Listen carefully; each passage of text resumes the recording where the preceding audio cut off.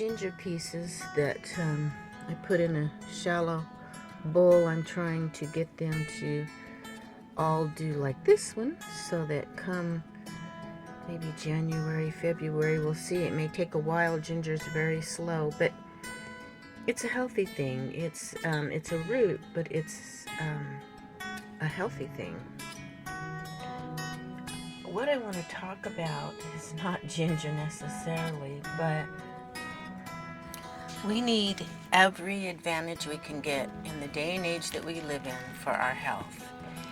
And there is a substance I'm going to be revealing in this video that I'm just starting to learn about. But even though I don't like going to doctors and stuff, there are a few that I have a great respect for and that I follow because of their stand for truth and their research and stuff. And I want to share something with you that, and I also have some things talking around about that a little bit. And we have a problem keeping in our society, well, all over the world actually, of keeping the blood glucose levels down in our blood. And many people have used many different kinds of sweeteners. Some are very detrimental, some I don't think quite as detrimental, but they may leave an aftertaste and stuff. Like stevia, some things with stevia I can use it with, and others I just don't like it.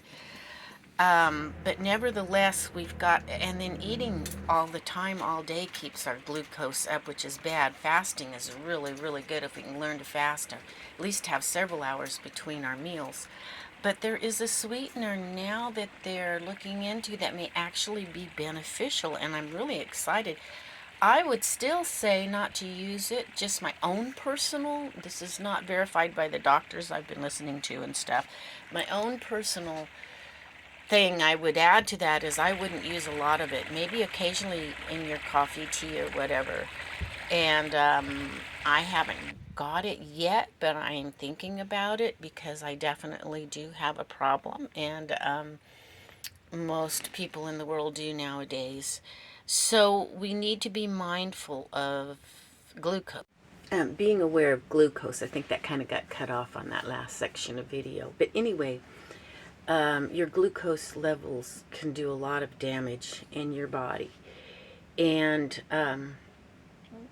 anyway, the sweetener that I'm talking about is called cellulose. It's called allulose. That's the name of it, cellulose. I'm still looking into it. I'm still studying it, but I just had to share it with you guys because it is kind of exciting to hear about a sweetener that may actually be beneficial, and try to get away from the sugar a little bit. There's different ways to help control the sugar levels in your body. The problem is it is causing, when you have high levels of sugar all the time in your blood system, that causes the insulin to be in your system longer, and that causes damage for when it's in your system all the time for long periods of time. So I'm just trying to shorten all this and condense this information. I know it can be quite tedious and boring to a lot of people, so I'm trying to bring out the exciting parts that aren't quite so boring and cut down and condense some of the technical medical parts of it.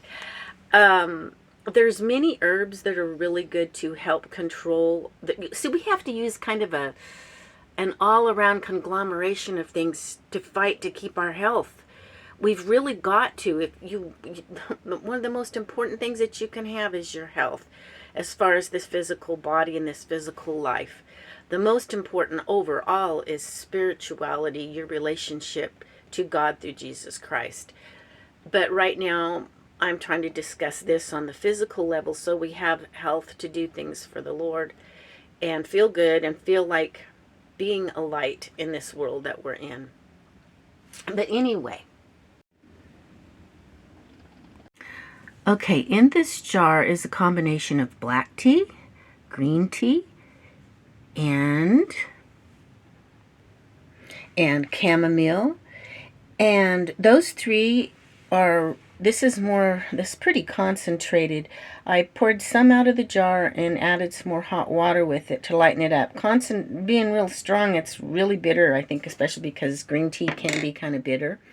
So I added some hot water, and that helped. It wasn't too bitter, really, at all. But still, I added a couple slices of faux tie root because faux tie I can't grow it and process it, so I have to buy it, so I won't always be able to rely on that. But I really do like faux tie in my tea mixtures because it seems to draw out any bitterness from any of the herbs that you might be using. So anyway, that's something I'm working on because black tea has, even though black tea and green tea are made from Camellia sinensis, I'm not saying that quite right, they are processed differently, and each has their own benefits of helping different parts, actually several parts of the body. They are extremely good for you, but a one-shot deal doesn't work. It's something you need to be drinking a lot throughout the day, at least 3 cups, more if you can. And the chamomile, too, is really, most people think of chamomile for relaxing you to help you to sleep. But actually, chamomile is really good for helping with things that would deal with your blood sugar levels and your arteries and stuff like that. So that's why I have the 3 of those. Plus the faux tie has its own benefits, but faux tie is something that you really don't notice the benefits from it until after you've been taking it consistently for over probably 3 months. Then your body really, maybe sooner, depending on you and your body. But it's quite good. But anyway, I use it just to what would you say, to get the de-bitter some of my teas. So, yeah, these are some ways that I have been working. I'm just starting to push another push for my blood sugar because I'm really struggling with that. Keep in mind, too, cinnamon's really good for those blood sugar levels, so I try to get cinnamon in whatever I can. I haven't tried it in this tea. This is a different, I use cinnamon a lot in my chai tea, which I drink a lot, so I'm not going to also add it to this tea. I want to keep, if you get too many things, pretty soon it just tastes like a cup of mud water or something. I mean, you get too many flavors, but it is good to have some mix because a lot works synergistically.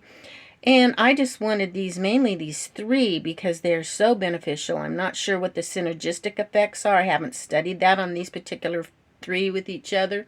But I do know the 3 each add their own boost that's really good for what I need and what maybe you need too. We've really got to concentrate on our health, guys. We really need to work on it. So I am hoping that you were thinking about all this, and in the background there you see some calendula peeking out at you. That I've got it setting in my window here to dry a little. Probably not the best in the light, but I just don't have a lot of room, so I do the best I can with what I have, as I've said before, and that's what you need to do. And let's work on our health. And I will catch you guys next time.